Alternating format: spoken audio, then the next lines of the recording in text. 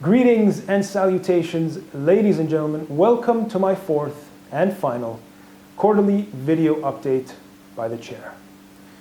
Yes, sirree. It's been about a year now that this committee's been in office, and like I promised in my last quarterly video update, we intended to exit with a big bang.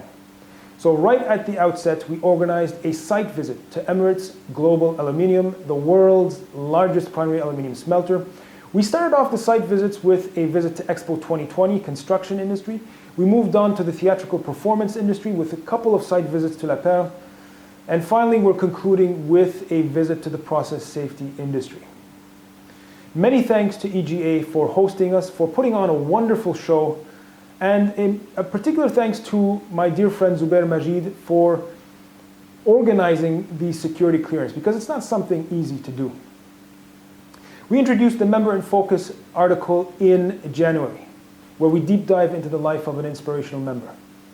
We met Mansour in February, we met Aparna in March, and we're going to meet a new inspirational member in April. In terms of action, ladies and gentlemen, that's it. Because of COVID-19, we have had to postpone and cancel many of the things that we had in store for you. Let me tell you what we did have in store for you for your information and reference. Now, as a follow-up to our first Women in Safety event, where we had a record-breaking 35 female HSE professionals in the same room, we were following up with a second event where we're going to hear about how some companies like GE and Jacobs were promoting gender equality and diversity in their workplaces. Now, I've had to cancel that event 2 days prior to it happening because as a committee, we felt that we need to set the example to keep people safe and to avoid large gatherings. We had a mega conference planned for April 4th in partnership with some government entities in Sharjah, in partnership with Jacobs and Heriot-Watt University. We had some big speakers already confirmed like Tim Marsh.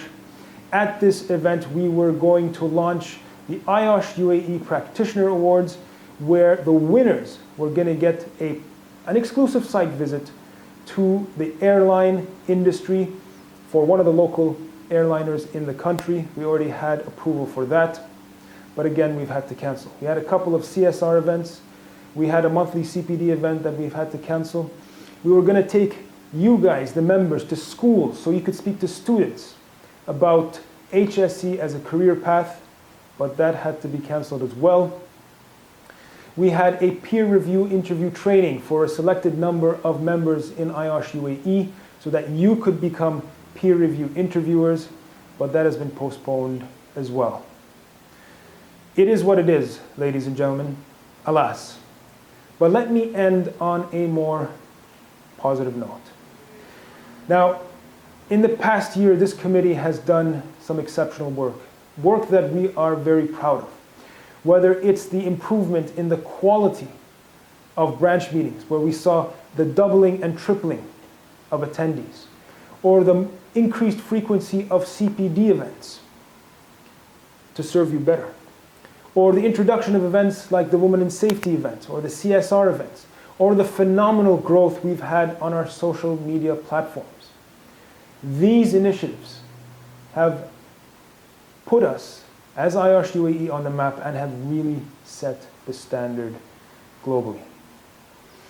Now, in terms of performance, in the past 11 months, because we don't have data for April yet, but in the past 11 months, this committee has managed to increase the UAE membership by double digits, 11%, using only 75% of our budget. This is something exceptional.